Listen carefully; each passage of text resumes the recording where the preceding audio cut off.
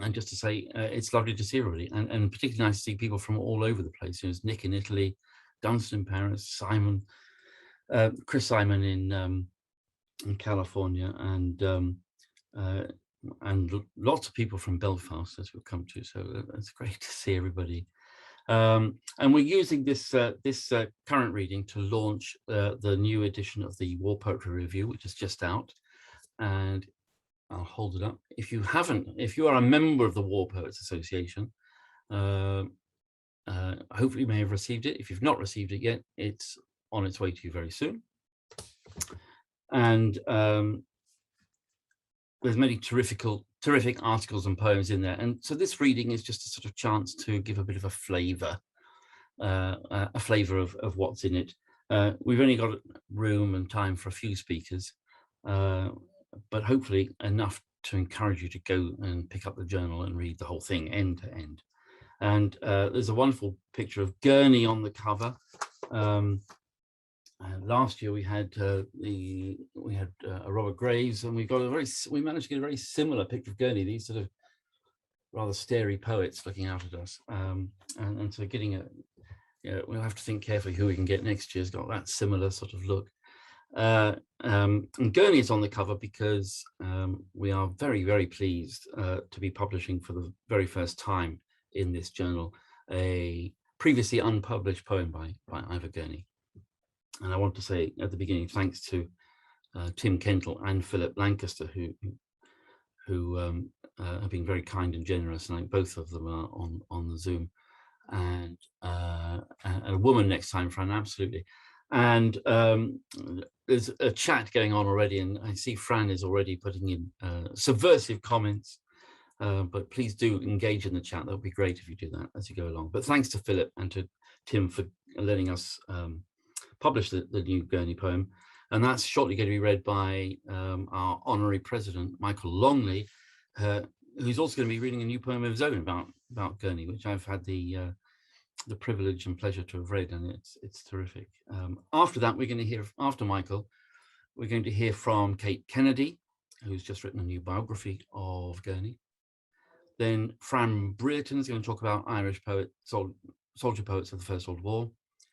Charles Mundye is going to talk about Wilfred Owen. John Howlett is going to be launching his new book, which is featured in the review. It is the selected poems of John Pudney. Then Milena Williamson will read some of her poems, and I will end with a very brief reading by Laurence Binyon. And that'll be the program. It should take about an hour, and each speaker will speak up to 10 minutes, but it will be through in about an hour. So with no further ado, I'm going to introduce our first speaker, who, as I said, is Michael Longley. Is joining us from Belfast, and Michael, I suspect, needs no introduction to anybody on this call, and he's quite simply one of the leading and best loved and best known poets of his generation. His numerous awards include the T.S. Eliot Prize, the Queen's Gold Medal for Poetry, and his recent publications include The Candlelight Master and Homer's Octopus, with illustrations by Sarah Longley, the artist, and his daughter. So, Michael, over to you. Remember to unmute. Can you hear me? Yep. Yeah, right. I have a technician to my left. Yes. Anyway, look, I'm really honored and delighted to be chosen as the president of the War Poets Association. Now, for decades now, I've loved and revered the work of Sassoon, Owen, Rosenberg, Gurney, Graves from the Great War. And from the Second World War, such poets as Keith Douglas and Alan Lewis. These poets have been guiding lights. They're among my patron saints. In recent years, it has been heartening to see Ivor Gurney come increasingly into his own. Last summer, tormented by the heat wave, I wrote a very short lyric about him, which I shall read now. It's called Heat Wave. Heat wave. Feet on fire, a bath filled with cold water. I sit on the edge to cool my ankles and insomnia.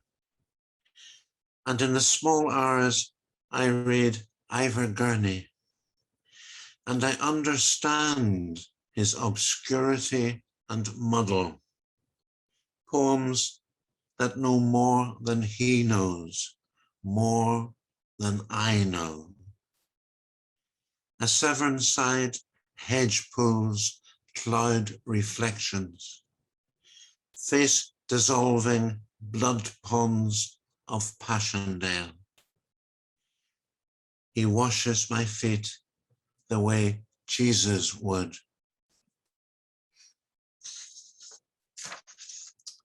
Now, I'm challenged by the poem of Gurney's, which was recently discovered. It's an unpublished poem. It's a tumultuous piece of writing, not all of which I follow, but I'm moved by it indeed.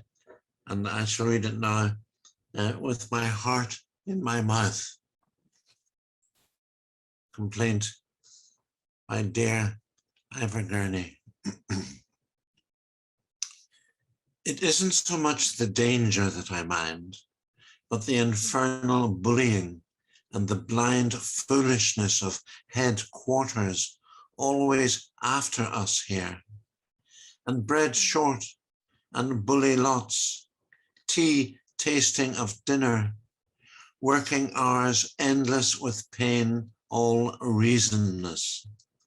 And lights out set so soon when relief comes, the damned stoppage of card playing and of writing, when the dark is sure to lead the tired mind to rest, sleep out of pain's range.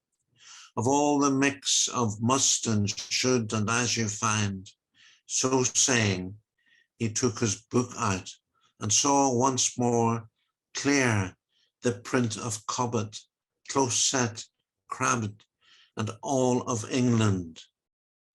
Cursed Cobbett and blessed England, then wondering if a signaller or machine gunner he might somehow become.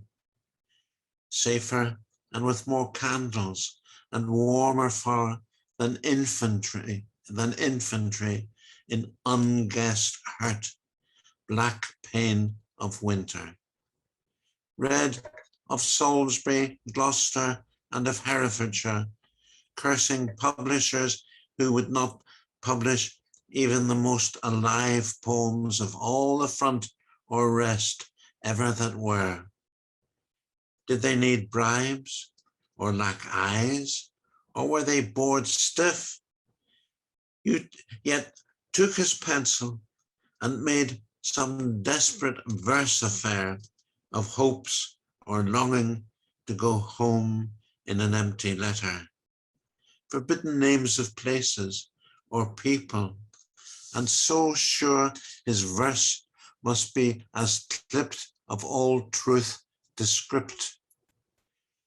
He finished century go and called out to another to take turn, and went down the trench to compare notes of new curses with one, his school's friend, his old centre half.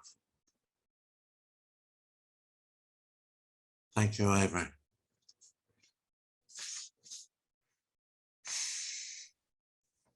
Thank you, Michael.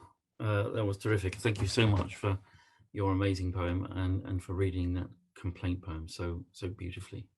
Thank you. And we're particularly grateful to Michael for being with us at this weekend, because Queen's University Belfast is quite properly and rightly celebrating Michael and Edna with all sorts of wonderful events. And so it's particularly kind of you and Edna to find the time. I know you've got a house full as well there, and so thank you for joining us very much indeed. And we understand that you can't stay with us, but it's terrifically good to see you And I'm going to linger for a while okay, great, before excellent. before cooking for the family. Excellent, good. Okay, good. Right, well, then we'll move on to our next speaker. We're staying with Gurney, and we're really very fortunate to have Kate Kennedy with us. Kate is a writer, a broadcaster, and an academic at Williamson College, Oxford. She's very well known to many of you, I suspect, if you listen to Radio 3, where she's a regular contributor. And earlier this year, Princeton University Press published her new biography of Ivor Gurney called Dweller in Shadows, and very good it is indeed. Kate. Thank you, Paul, for that very kind introduction. Delighted to be here and very honoured to follow Michael. I would love to talk to you very briefly about Gurney. I'll tell you a little bit about what I found most interesting and perhaps also most challenging about writing the book. I've lived with Gurney alongside other projects for 16 years, and so it feels very odd to come out of the other end and see what the world looks like post Gurney. And it's always nice to have an opportunity to think about him again. One of the things I think predominantly, if I think back over my time thinking about Gurney, thinking about how to shape a narrative that both embraces his music and his literature and his life, and that does him some service and that isn't warping the facts into the shape just to fit the book, which is always a biographer's sort of problem, effectively. Is that he wrongfoots us at almost every possible turn. The music very often doesn't do what you expect it to do, and the poetry doesn't do what you expect it to do. His response to his situations, which are often extreme, also often aren't what we expect either. And that was endlessly refreshing and challenging as his biographer, trying to make some shape and some sense of this massive material. So I thought I'd start just giving you a quick example of what I mean, one of the many examples of his wrong-footingness. The poem To His Love, very, very well known, written, who knows who it's written for? It's assumed to be written for Will Harvey, his great friend. However, he'd known that Harvey was alive for a good 6 months by the time he wrote this poem, and he's thinking about Edward Thomas in his letters. So it's written with Harvey very much in the forefront of his mind, but also as a general sense, to his love, to whose love we don't even know. We don't know the gender. We don't know whether he's talking about his own love. It is deeply ambiguous. And the reason why I chose it to introduce this idea of wrong footing is that this is a pastoral elegy that refuses to elegize. It's Freud's melancholia rather than mourning. Now, and at an enormously broad brushstroke, when we think about Milton's Lycidas, when we think about what we might understand to our undergraduate reading of the Pastoral Elegy, it would be something whereby the landscape might weep and sort of the trees' leaves will fall as we mourn the hero. But by the end of the poem, somehow perhaps the hero is reconciled among the stars, and we are able to resume the natural cycle. We've moved on, and not so with Gurney. He manages to give us this exquisitely beautiful, very simple, apparently simple, pared down pastoral elegy that absolutely refuses to absorb the body into the text. In fact, he dumps a dehumanized, abject corpse into the landscape of Gloucestershire at a time when obviously bodies weren't even repatriated. So on every level, it's wrong and shocking. And then tries to cover it in flowers that themselves hold the memory of the pain of this loss, whilst also trying to forget it. It is a deeply troubling and deeply impossible forgetting that he writes in, and yet somehow perhaps the process of writing this poem may help him to forget. It's I reckon it's a strong contender for one of the best ending couplets in English. To his love. He's gone, and all our plans are useless indeed. We'll walk no more on Cotswold, where the sheep feed quietly and take no heed. His body that was so quick is not as you knew it, on Severn River, under the blue, driving our small boat through. You would not know him now, but still he died nobly, so cover him over with violets of pride, purple from Severn side. Cover him, cover him soon, and with thick set masses of memoried flowers, hide that red, wet thing I must somehow forget. Now, as I say, Gurney, it's a deeply wrong footing, an extraordinarily powerful poem. And my experience of Gurney all along is that I am endlessly wrong-footed by him, even to the extent that I thought I was most interested in the war, and I spent months and months tracing every movement across the war diaries in Kew and across everything that Gurney writes, which is a lot about the war years. He's a fascinating war poet, but actually I found as I went on with my research that the area of his life I was far more obsessed with by the end was his 15 years in an asylum. Now, he died in 1937. Oh, excuse me. He died in 1937. In 1922, he was committed first to Barnwood Asylum in Gloucester and then to the City of London Mental Hospital in Dartford.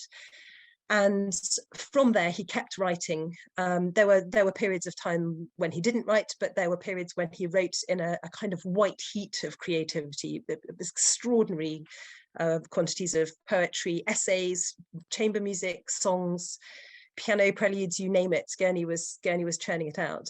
And what I found absolutely fascinating about this period, as someone trying to understand what his identity was and trying to recreate that in the shape of a book, was that he was by definition really urgently trying to reassess and maintain a sense of his own identity. Because when you face mental disintegration, when you are a patient who has been given a number, when you are in an institution that writes medical notes for you, that has an institutionalized biography being written all the time, quite often that holds your achievements, so the facts of your life, alongside symptoms of instability, as if the very facts of your life become something that indicates your own madness. So we might have, patient hoards rubbish, is hostile, patient claims to be musical, in the same breath. So in the face of that, what do you write? And we find that Gurney again and again and again writes to maintain a sense of himself. He writes to hear the sound of his own voice. He writes to hold on to his, what we call pre-patient identity. And that's, I find, absolutely fascinating, because there are hundreds of thousands of ex-servicemen across Europe who are institutionalized in the decade after the war. And there are precious few of them that we actually hear much from. There's a wonderful book by medical historian Peter Barham, who I work with very closely, called Forgotten Lunatics of the Great War, where he has searched and searched for years to try and find any traces of patient voices. But with Gurney's archive, there is a treasure trove of them. There are many, many, many letters of appeal, which is a strange genre that Gurney shares, in fact, with many patients. But in the context of looking at literature or looking at war poetry, writing hundreds of letters of appeal is peculiar to Gurney. And in those, he rehearses the facts of his life repeatedly. It's like the nearest thing we might get to a posthumous autobiography, which of course for me is utterly fascinating. And it really shows that perhaps something about this terrible experience of being in the asylum, which he loathed, was in some senses a terrible liberation.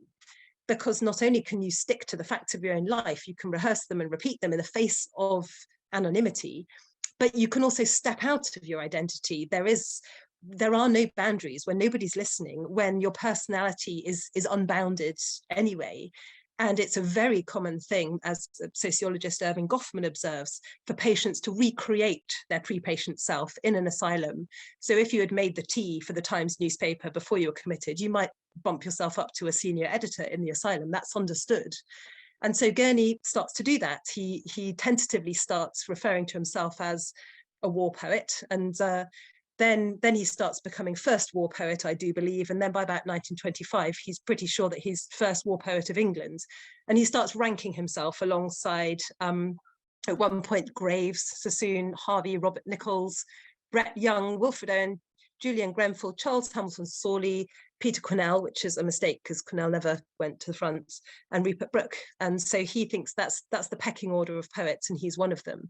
He's establishing his identity, again, in the face of overwhelming odds. But as I say, he also steps out of that identity. And just to give you a little example of that to end up with, and again, the wonderful wrong-footingness that is an opportunity, I think, to think differently about Gurney, to think outside boundaries as he lives his life. He starts to rewrite Shakespeare. So in 1927, he rewrites The Tempest.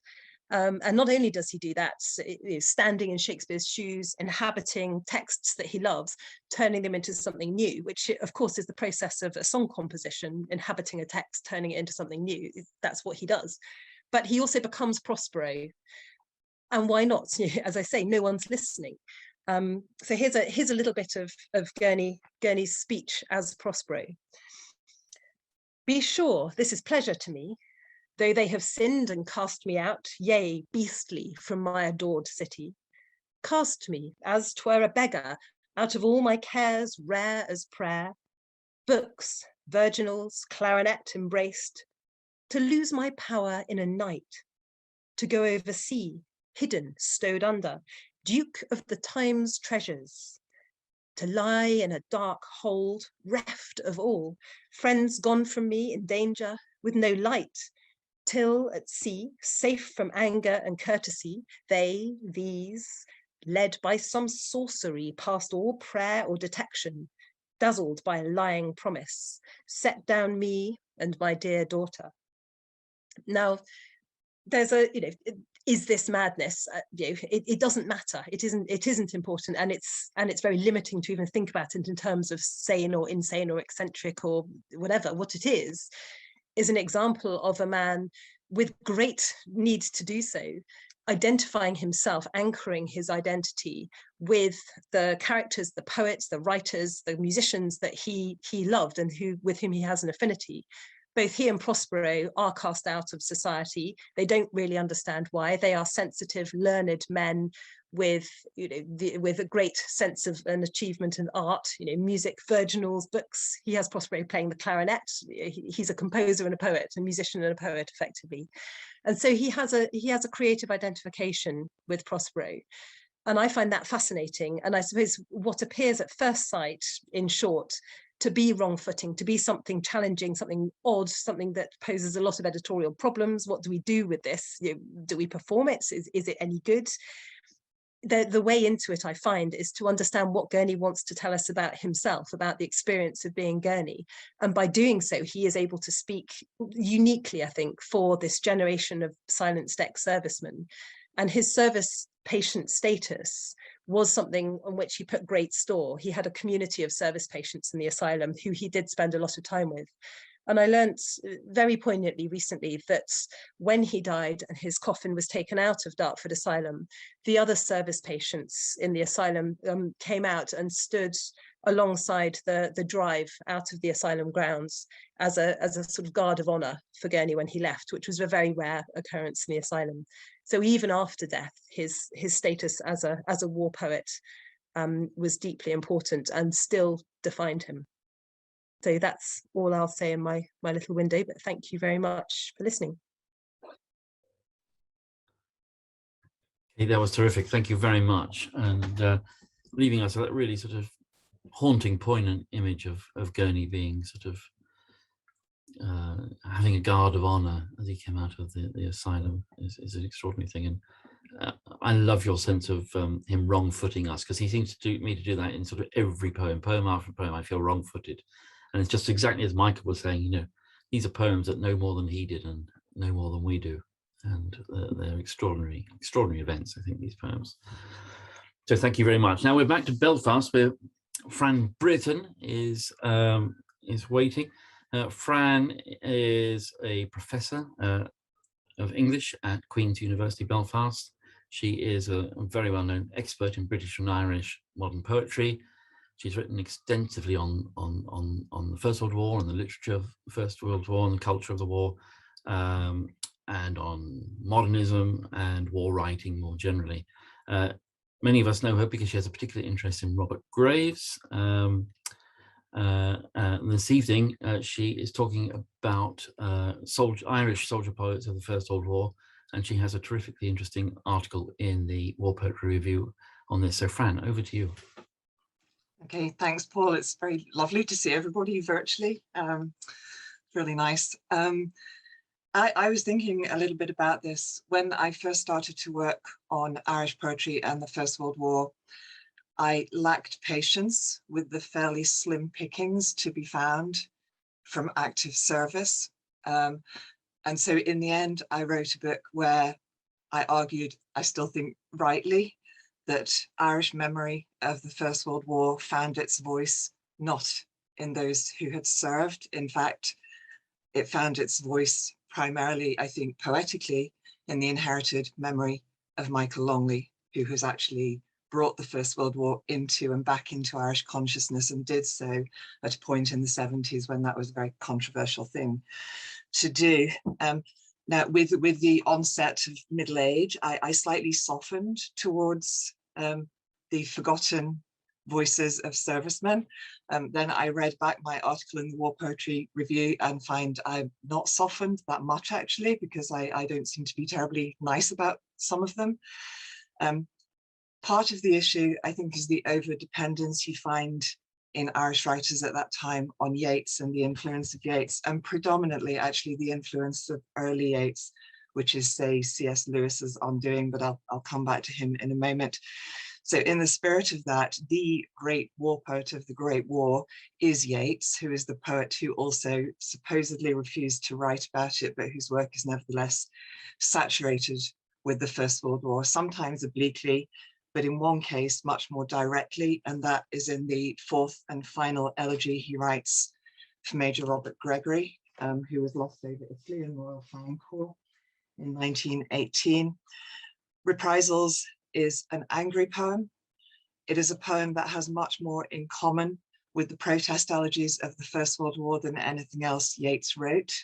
It was never published in his lifetime. It appeared only in 1948, actually in the Ulster Quarterly of Poetry, RAM.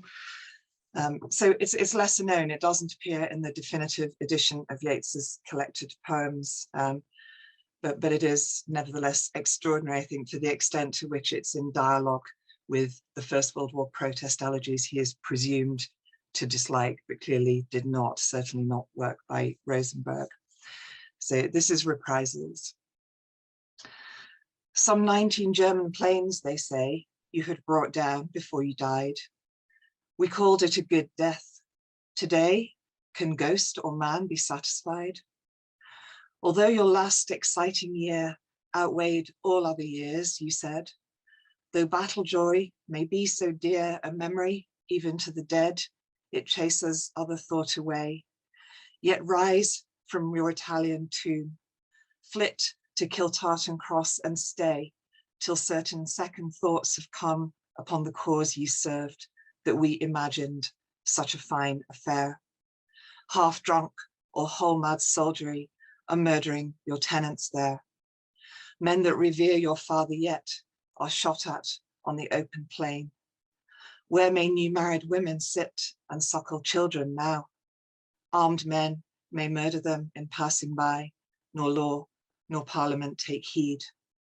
Then close your ears with dust and lie among the other cheated dead.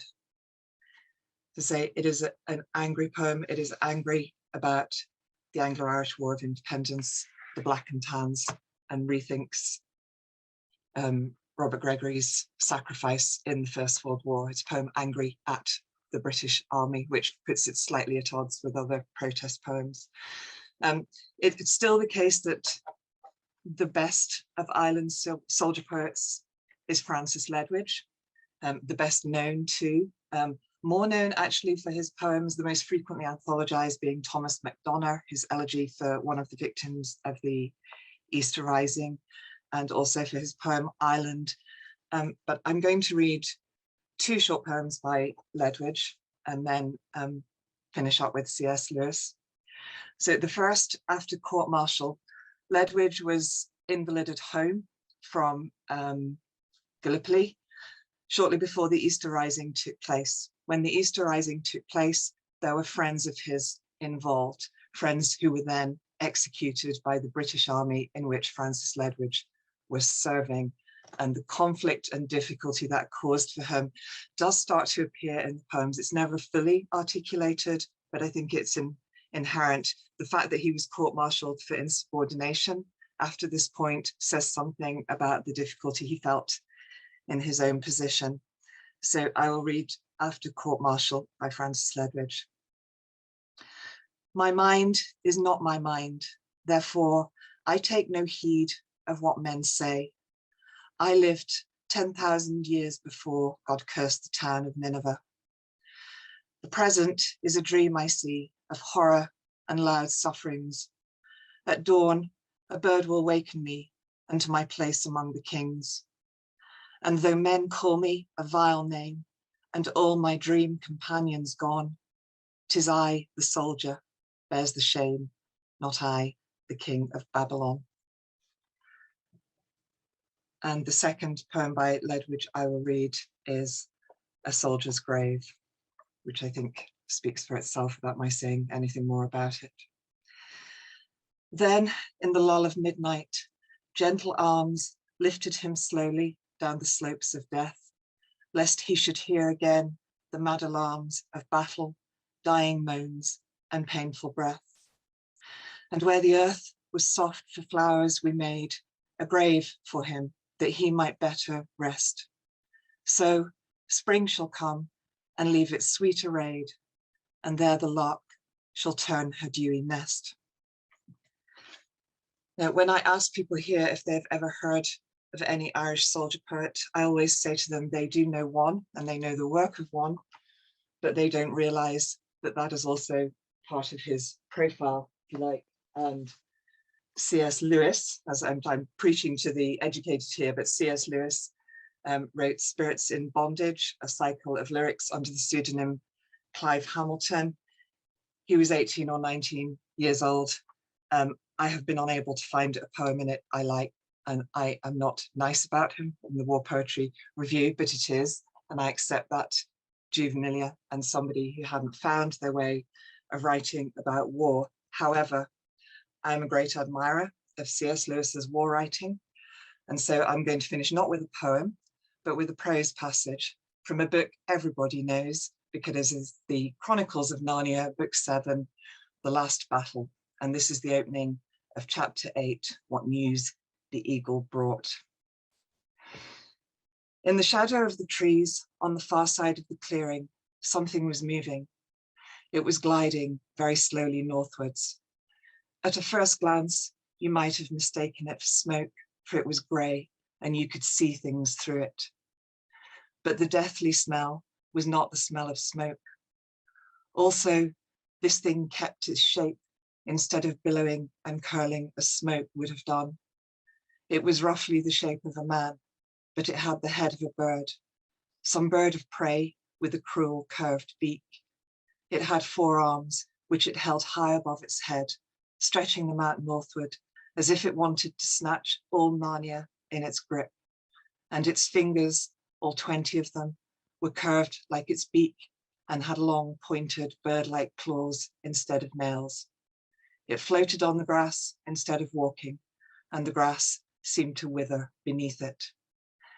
After one look at it, Puzzle gave a screaming bray and darted into the tower. And Jill, who was no coward, as you know, hid her face in her hands to shut out the sight of it. The others watched it for perhaps a minute, until it streamed away into the thicker trees on their right and disappeared. Then the sun came out again, and the birds once more began to sing. Thank you.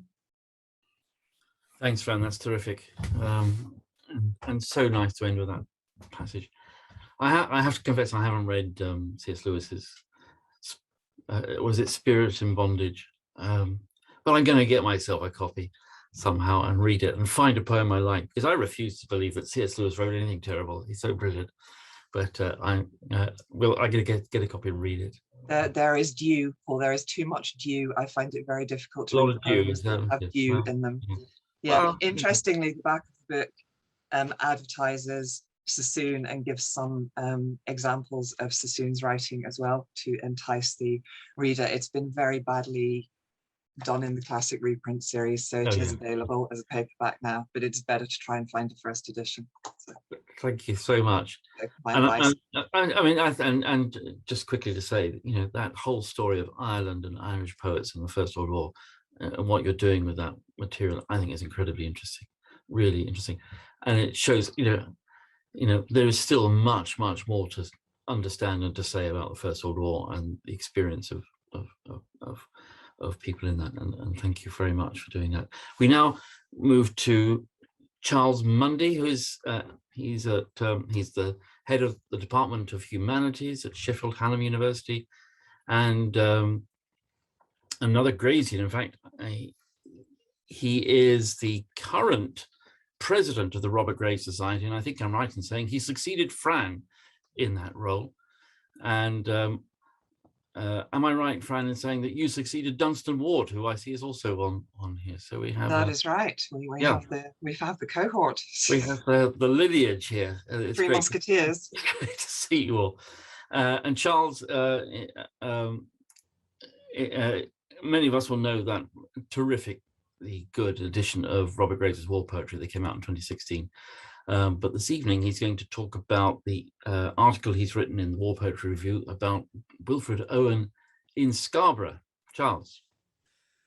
Many thanks, Paul. And before I get to Scarborough and Owen, a shameless plug for the Robert Graves Society. We are planning to organise the 15th International Robert Graves Conference in Palma and Dea, Mallorca, Spain, next July. I'll put my email in the chat after this. So if you'd like to have any further details about that, then do drop me a line. There are many people here who've been to the conferences before, and they will know that they are fantastic events in a spectacular setting.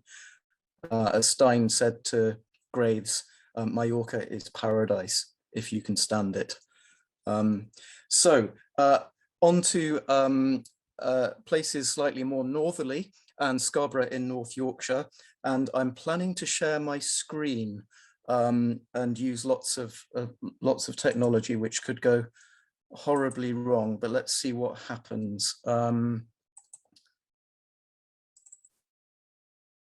Paul, can you see that okay? You put your thumb up, Paul, because you're on mute. Great, okay.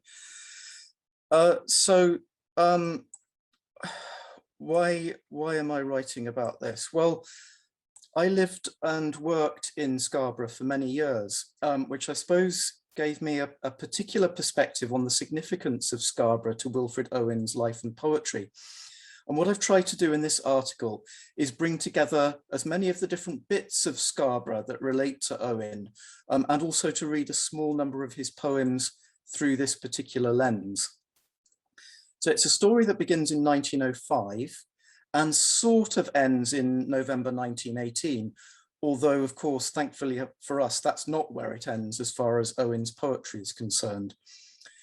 But I actually open the article on the 16th of December 1914, which was the most momentous of dates for World War I as far as Scarborough was concerned, because on the morning of the 16th, there was a surprise German naval assault on several towns on the north coast, including Scarborough. And the shells that landed in Scarborough killed 17 civilians and caused widespread damage. And just trying to get to my buttons, and hopefully that's moved the slide on, has it? So great, thanks, Paul. So this bombardment, the Scarborough bombardment, led to this poster, one of the most famous propaganda images of the war, with Scarborough burning in the background. You can see St Mary's Church there, where Anne Bronte is buried, and the town alight, and then the men of Scarborough queuing up, following Britannia to the volunteering recruitment lines and into battle beyond them. And I wanted to show this image tonight, as it wasn't possible to include it in the article, And I think it's a very striking image. And Owen wrote about the Scarborough bombardment in a letter back to his mum in 1914.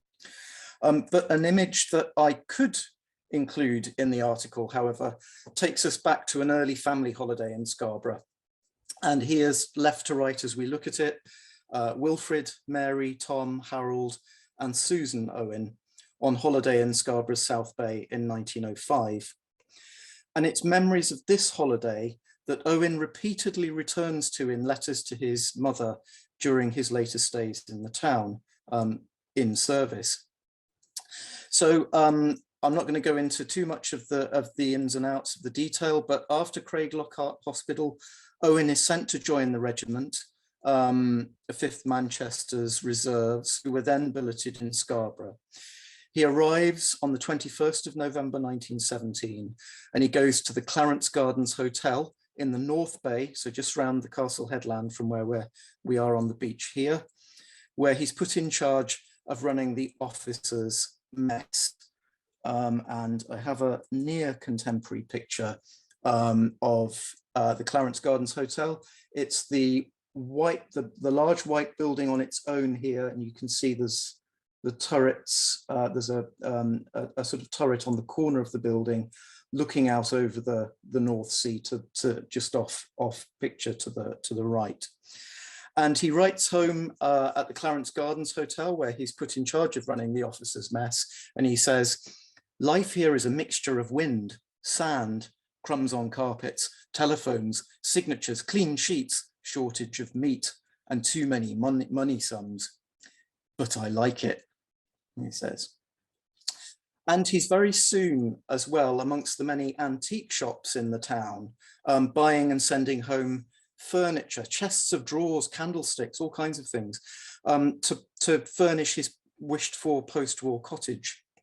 And I think a lot of the domestic detail is by far the most poignant, or it was, for me to be writing about. So it's while he's in the Clarence Garden Hotel that he responds to a national disaster which occurred in a coal mine at the Podmore Hall Colliery near Stoke-on-Trent, where in January 1918, over 100 miners died in an explosion, and then were many more suffocated to death. And this incident and responding to it gave Owen the starting point for his first commercially published poem, Miners, which was written in the 5-windowed turret room of the Clarence Gardens Hotel in Scarborough. And it's not that much anthologized. I know many of you will know it anyway, but I do want to read it, a Scarborough poem in which he compares the tragedy of the miners to that of the soldiers in the trenches. So, Miners. There was a whispering in my hearth, a sigh of the coal grown wistful of a former earth it might recall. I listened for a tale of leaves and smothered ferns, frond forests, and the low sly lives before the fawns. My fire might show steam phantoms simmer from time's old cauldron, before the birds made nests in summer, or men had children. But the coals were murmuring of their mine, and moans down there of boys that slept wry sleep, and men writhing for air.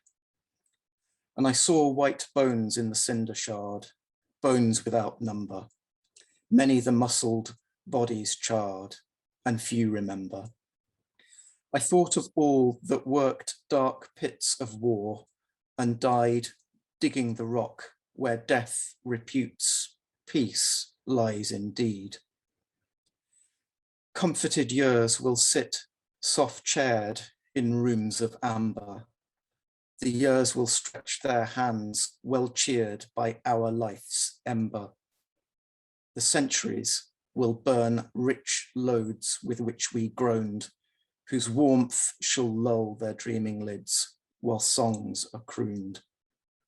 But they will not dream of us poor lads left in the ground. So that poem probably written in front of a coal fire at the Clarence Gardens Hotel, appeared in The Nation on the 26th of January 1918, and he got paid for it, and he sent some of the money home to his mother, telling her to buy some coal for the fire with it. "Stoke up," he said. Right, I'm going to see if I can stop sharing for a minute. Oh no, what's happened? Well,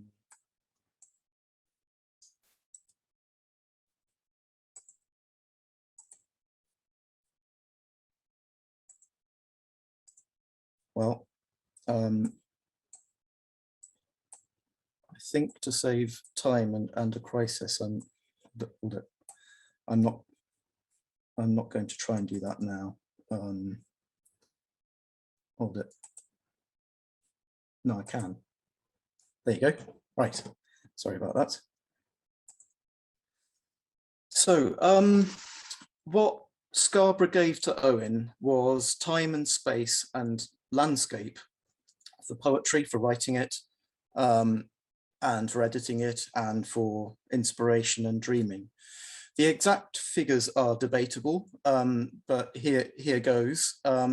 7 poems known to be written in Scarborough, a further 21 possibly or probably drafted or written in Scarborough, and another 11 revised in Scarborough, including amongst these most of his best known mature work.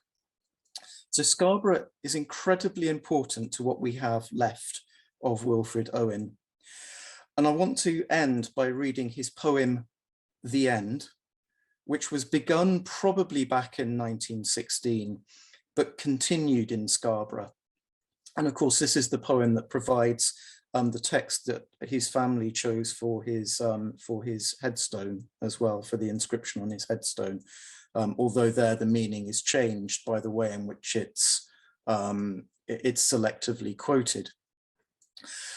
And so continued in Scarborough, and when you hear the image of the Titanic seas at the end, think if you can, or imagine if you've never seen it, the North Sea over which Wilfred Owen's billet in Scarborough relentlessly looks. So the end. After the blast of lightning from the east, the flourish of loud clouds, the chariot throne, after the drums of time have rolled and ceased, and by the bronze west long retreat is blown, shall life renew these bodies? Of a truth, all death will he annul, all tears assuage, or fill these void veins full again with youth, and wash with an immortal water age? When I do ask white age, he saith not so. My head hangs weighed with snow. And when I hearken to the earth, she saith, my fiery heart shrinks, aching. It is death. Mine ancient scars shall not be glorified, nor my titanic tears the seas be dried. Okay, thank you. Charles, thank you very much indeed. I think it's so interesting to get that new perspective. There's a new lens through which to look at Owen, I find, taking a place like Scarborough, which is clearly such a significant place for him. And I have to say, I'd never quite appreciated how significant. And reading your article is, you know, as you say, so many, I mean, huge number of the famous poems had some sort of provenance in Scarborough, but it's interesting you chose 2 that are less well known, but I found them really fresh and interesting, especially that Miner's poem. I thought it was really quite an extraordinary poem. I loved it. Thank you very much. I did wonder whether Owen ever said to Graves, Scarborough's paradise, if you compare it, but do you think he did? No. Looked lovely in the pictures anyway.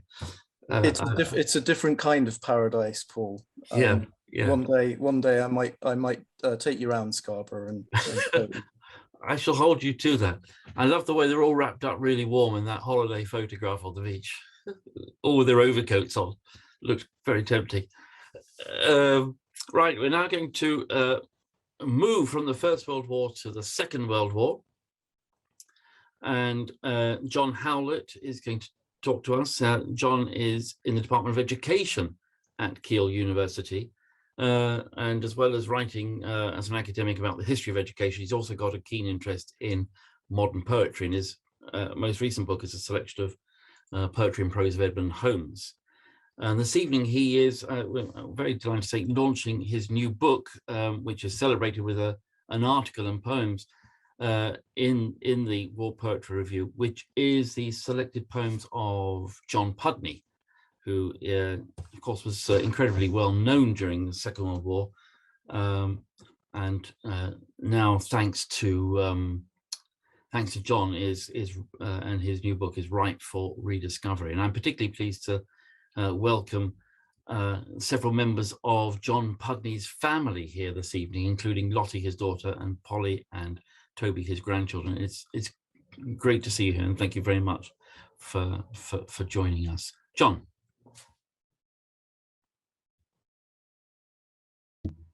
Thank you, Paul.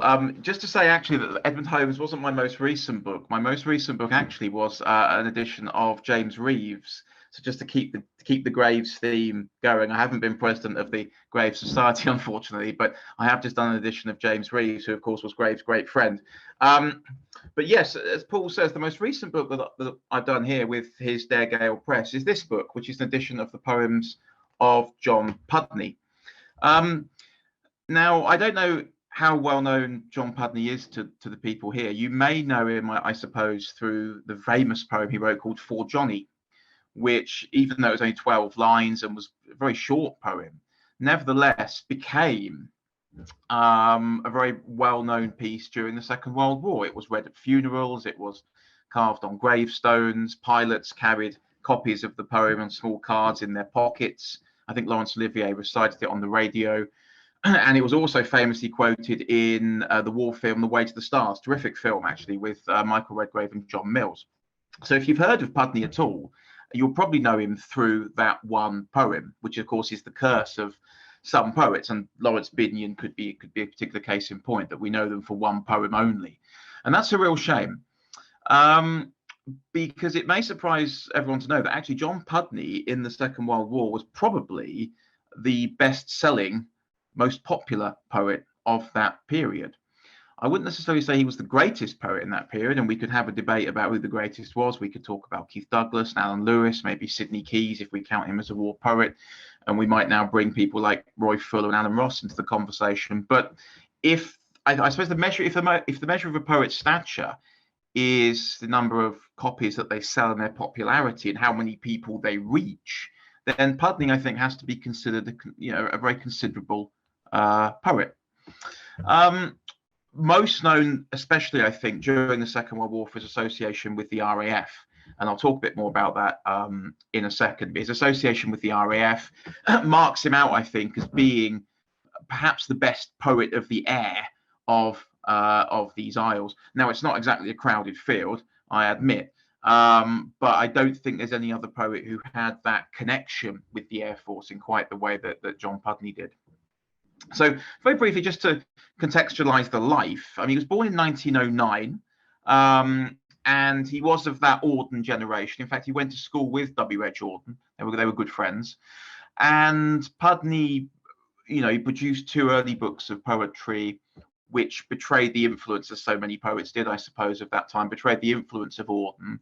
But he was assimilated into London literary life by Ottilie Morell and various other sort of intellectuals, and he worked at the BBC as a radio producer. So when the war came around, he was rapidly recruited into RAF intelligence, and then worked for the Creative Writers Unit alongside people like H.E. Bates. And it was there, I think, that he was tasked with, through poetry and prose, as many of you I'm sure will know, communicating the war and the goings on of the war to the general public. And it's in the war that we see a sort of a marked change in his verse, going from being a sort of fashionable modernist type poet, betraying the influence, as I say, of Auden, to being a poet whose poetry is very direct. It is like the eye of a camera. It is not journalistic, but it has that sort of journalistic quality to it. And that perhaps explains why, given its seeming simplicity, why he was so well regarded and sought after and popular in the Second World War. I mean, I think he produced 5 books of verse between 1940 and 1944, and they sold thousands and thousands of copies. Numbers today, I suppose, that are almost unthinkable. And as I say, he was a poet who had a close association with the RAF. Spent a lot of time around the RAF. He had an extraordinary war, actually. He visited over 40 countries and took part in the D-Day landings. He actually was with the Americans when they liberated Paris, I think, in 44. I think was the first person to visit Picasso in his studio when the Germans were kicked out. So he had a really, of all of the poets, actually, of the Second World War, he had one of the more interesting times. It's a very, very interesting life. And then after the war, of course, when the war's finished, he becomes he's a freelance writer. So he has to live by his pen. So, and he produces a lot of work. Now, arguably, I think he perhaps produced too much. And I think even he admitted that in his autobiography. But even during the war years, the 6 years of the war, you've not just got the poetry, but you've got 2 autobiographical accounts. There's various histories of the war, various chronicles of the war from places like Malta and Africa. So he produces a lot of work. He even runs for Parliament, actually, in 1945 as a Labour MP. Didn't win the seat, unfortunately, but he has this literary life, as I say, and what also makes him, I think, quite an interesting character is that toward the end of his life, very sadly, he descended into quite severe alcoholism, which I think certainly affected his productivity and affected his poetry. But he managed to overcome that, and in overcoming it, what he did was, I think, for the first time and very publicly, draw attention to alcoholism as a medical condition, rather than something that was to be stigmatized or something that was seen as either genetic or kind of personal defect. He, through his writing and through television appearances, radio appearances, and so on, he actually medicalized it in the sense of understanding it as a problem to be treated. That addiction was a medical problem that could be treated, and indeed he was. And he emerged sober for the last 7 or 8 years of his life, and we get a sort of poetic rejuvenation. So whereas we've had the modernist poetry, we had the war verse, the later period of Pudney is very much influenced by the sort of poetry of the 1960s. I think he embraced and quite enjoyed embracing that bohemian type lifestyle. So what I've done in the book is to select, poems from all periods really of his life, but focusing primarily upon the war poems, because I think it's there that we find the very best of his writing. And in a time and a week when we're thinking about memorialization and we're thinking about commemoration, few poets, I think, of the Second World War do it better than John Pudney.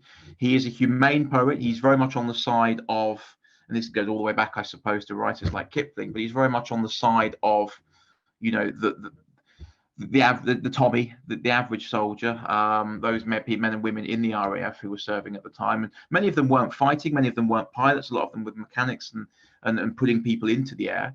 But his poetry very much demonstrates a sort of a sympathy and empathy for the conditions of war, conditions he knew firsthand. He had this sort of unusual position of wearing uniform but not actually being a combatant, which is a slightly ambiguous position to hold.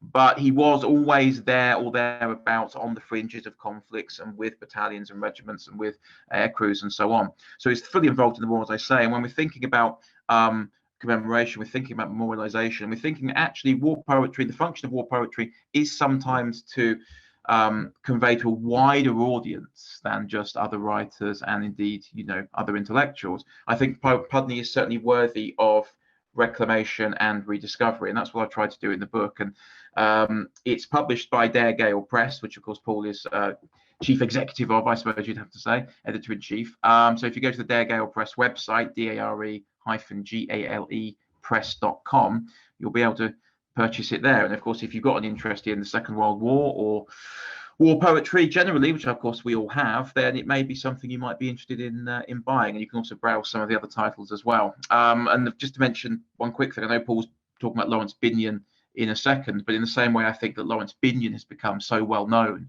for that one poem for the Fallen. I think a similar fate has befallen John Pudney with For Johnny, which is a very well-known poem. But like Binyon, I think Pudney is a poet who deserves to be reread and reappraised, because there's a significant body of work. And whilst it's inconsistent in places, of course, and I don't think you can write 250 poems and not have a certain inconsistency. Actually, when you get down to the very best of it, and I've tried to distill it into sort of 70 or 80 poems here, I think it's a fine body of work and definitely worth rereading.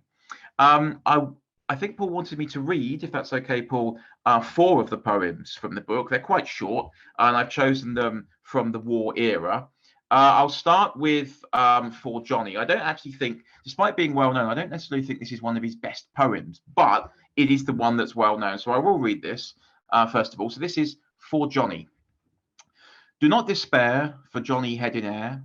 He sleeps as sound as Johnny underground. Fetch out no shroud for Johnny in the cloud, and keep your tears for him in after years. Better by far for Johnny the bright star, to keep your head and see his children fed.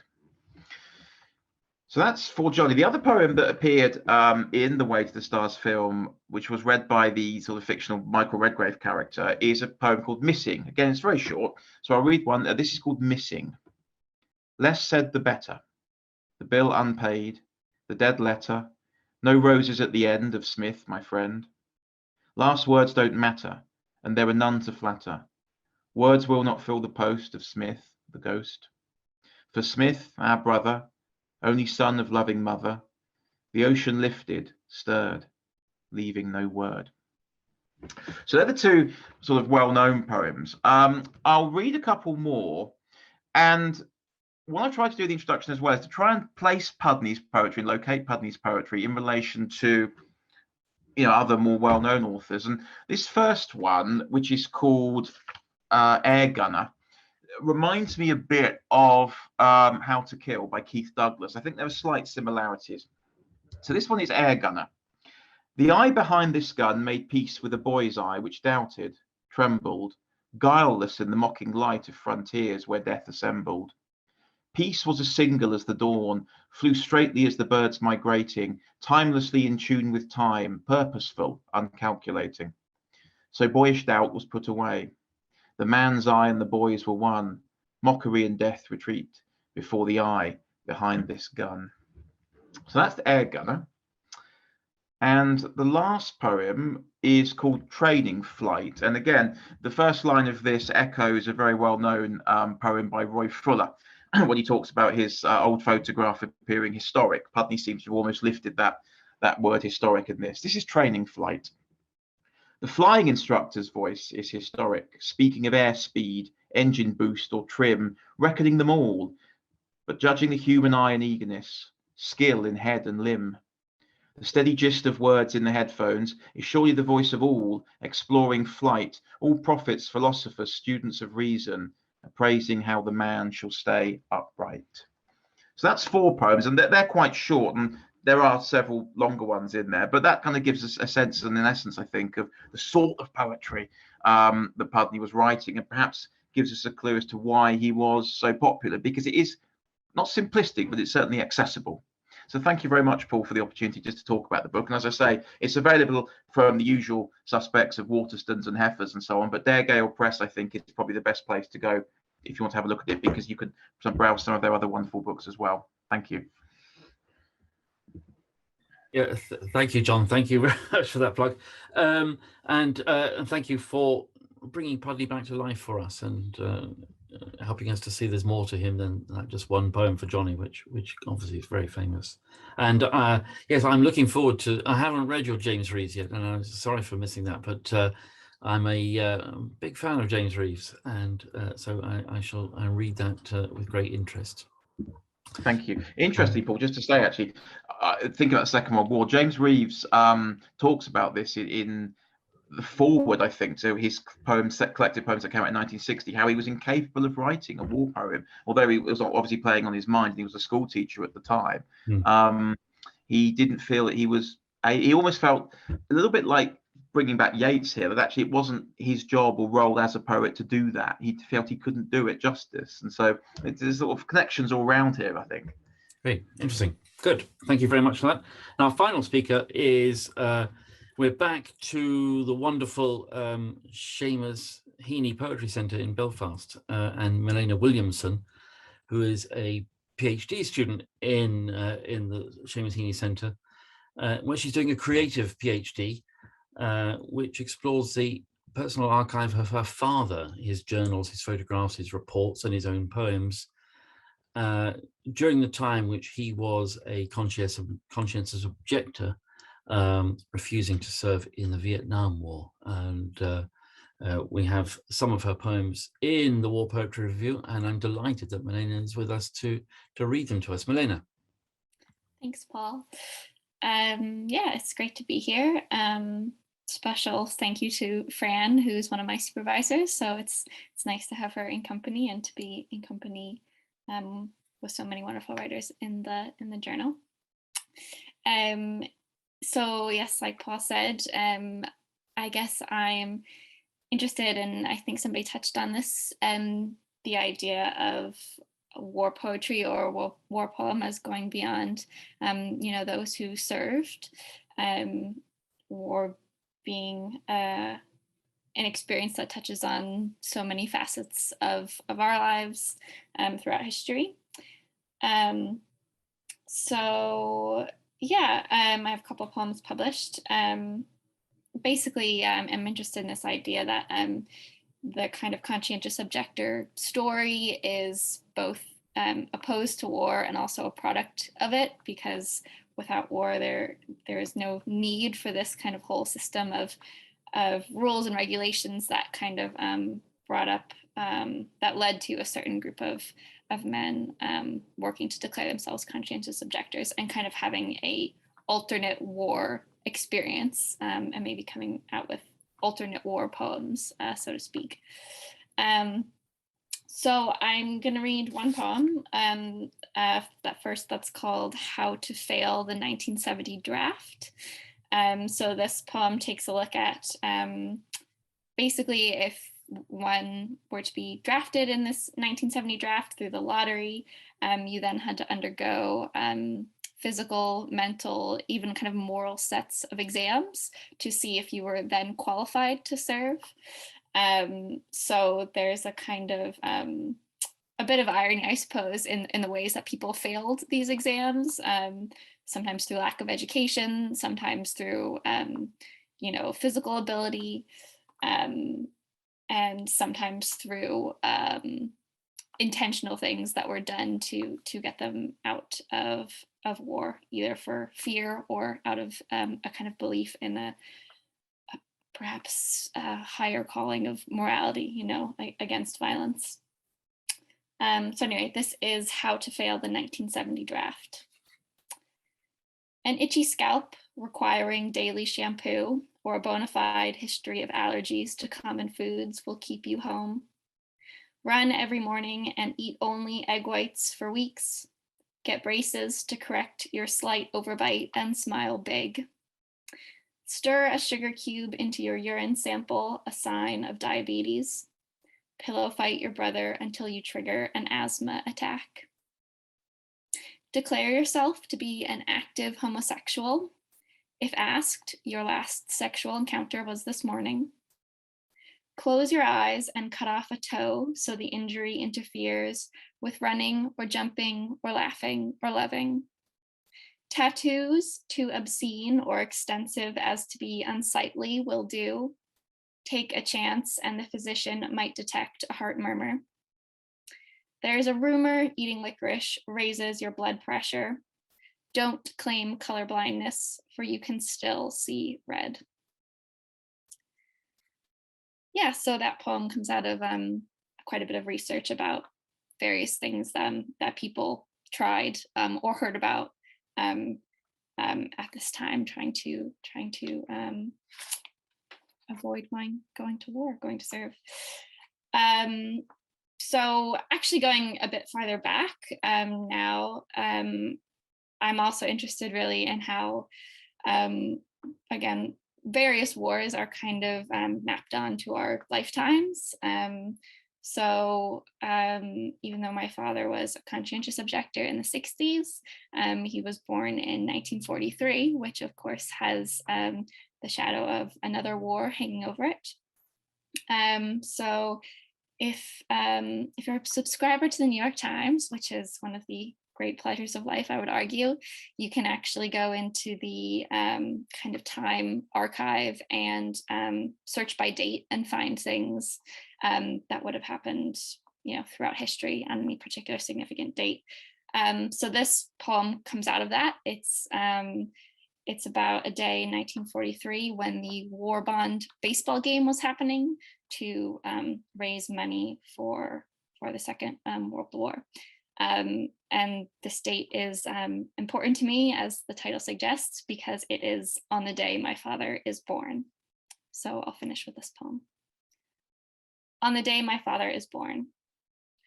Raw-boned big train of yesteryear, Walter Johnson pitches to Babe Ruth, the Bambino, the Sultan of SWAT, who fouls the ball off his big toe before lofting one into the stands, his first home run of the season.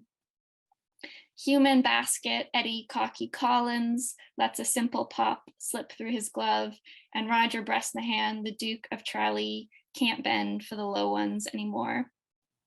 Honus Wagner, the Flying Dutchman, recalls line drives, hot footing at home, and when Hans starts one of his tales, you smile, sit down, and listen. The Immortals are back in baseball togs. Connie Mack, the one and only manager, Cornelius McGillicuddy, exits the dugout waving his scorecard to a sold-out stadium. The war bond game raises millions. After the All-Stars beat the servicemen, names unknown, soon to be deployed, the old-timers take a knee for a photo. The crowd thins, there's no hurry. Spurgeon Spud Chandler snaps his gum, embraces sailors with missing limbs, and signs soldiers' casts with a flourish. The wounded wait for the ambulances. Every man asks after another's missus. Thank you so much. Milena, thank you for that. Those lovely, striking and very thoughtful poems, and you get a real sense there's not so much sort of history behind them, but so much personal history, and it seems to me a really original way of approaching a subject, and I suspect probably a subject that's not dealt with much in poetry, which is that the experience of the conscientious objector. So it's great to have that. Maybe we could find further examples of that, but really interesting and original. So thank you very much. I am aware that we are having this meeting on Remembrance Sunday, and so that up and down the land in hundreds of villages and towns, people have been listening to 4 wonderful lines of poetry. And I wonder how many of them know who wrote it. I am referring, of course, to they shall grow not old, as we who are left grow old, age not weary of them, nor the years condemn, and at the going down the sun and in the morning we will remember them. And it's always, I always think on this day of Laurence Binyon, because how ironic this day of memory that we forget the person who wrote that poem. Because I think most people won't know who he is or what he wrote, and he's a much more interesting poet. As John was saying, he had the curse of the one famous poem that he wrote just at the very beginning of the war, when the first British casualties were announced. He read it in the Times. He was on holiday in Cornwall, and 2 days later, it was in the Times. Before he knew it, it was being read in churches around the country and being set to music by Elgar and carved in stone at the front of the British Museum. 2 years later, he himself went to the war. He was overage for military service, but he went as a hospital orderly in the same hospital near Verdun that his good friend John Masefield served in the same role as. And once he got to the front, he wrote very different poems. And I think they are extraordinary poems, some of them. And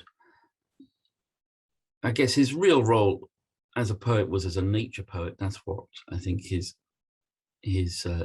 best work is probably around. But he's also known for those First World War poems. And Cyril Connolly certainly said that he not only wrote the best poem of the First World War, but the best poem of the Second World War, his extraordinary Burning of the Leaves, which was hugely admired by all sorts of people, including T.S. Eliot. So I was going to end our event by just on this day of when everybody's reading those 4 famous lines that he's got, I wanted to read a few more unfamous lines about in 1917, the British Red Cross asked him to travel round the Western Front looking at their work that they were doing in hospitals and canteens up and down the front. And he wrote a remarkable book called The Call and the Answer about that experience. And he wrote this poem, which is called The Healers. And I think it emphasizes a group of people and poets who went to the war, but not with a gun in their hand. They went there as humanitarian aid workers. And among them were all sorts of extraordinary writers, Masefield himself, of course, Mary Borden, and even the likes of E. Cummings and Ernest Hemingway. So this is called The Healers. And it's about the doctors and the nurses who he worked alongside and supported as an orderly. Hospital orderly is one of the worst jobs in the hospital. You know, you had to clean out the wards. You had to, you were the stretcher bearer bringing in the terrible wounded. You were the stretcher bearer taking out the dead. One of Binyon's jobs was to burn the limbs that had been amputated. And it was a pretty grueling experience all round for him. This is his poem about the doctors and nurses. It's called The Healers. In a vision of the night, I saw them. In the battles of the night, mid the roar and the reeling shadows of blood, they were moving like light. Light of the reason, guarded tense within the will, as a lantern under a tossing of boughs burns steady and still. With scrutiny calm and with fingers patient as swift, they bind up the hurts and the pain-writhen bodies uplift, untired and defenseless. Around them with shrieks in its breath burst stark from the terrible horizon, impersonal death. But they take not their courage from anger that blinds the hot being. They take not their pity from weakness, tender yet seeing, feeling yet nerved to the uttermost, keen like steel, yet the wounds of the mind they are stricken with, who shall heal? They endure to have eyes of the watcher in hell and not swerve for an hour from the faith that they follow, the light that they serve. Man true to man, to his kindness that overflows all, to his spirit erect in the thunder when all his forts fall. This light, in the tiger-mad welter, they serve and they save. What song shall be worthy to sing of them, braver than the brave? Well, thank you. That brings to an end our the formal part of our occasion, the reading. I just want to say thank you to all of our wonderful speakers and readers, to Michael, to Kate, to Fran, to Charles, to John, and to Milena. I think it's been an incredibly interesting and fascinating hour and a bit. I see we ran over a little bit, but not too much. As I said, if you haven't had your War Poetry Review 2021 yet, it's on its way to you. And I hope that's given you a flavour of what is there, and that you will want to read these articles and the other articles and poems that are in it, which are all really, really very good. Now I'm going to stop recording here, and then Charles will unmute everybody, and we can throw it open. We're not going to take questions, but if people feel that they want to have a general chat, this is the moment we're going to do it.